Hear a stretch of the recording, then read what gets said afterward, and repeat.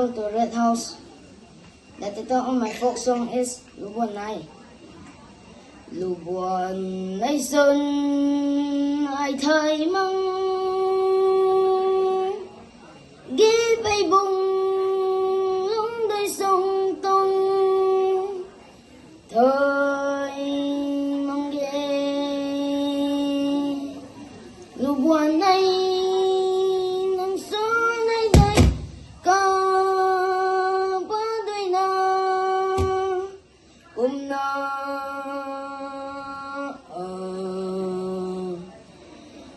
lặng khâu loáng lâu này cùng là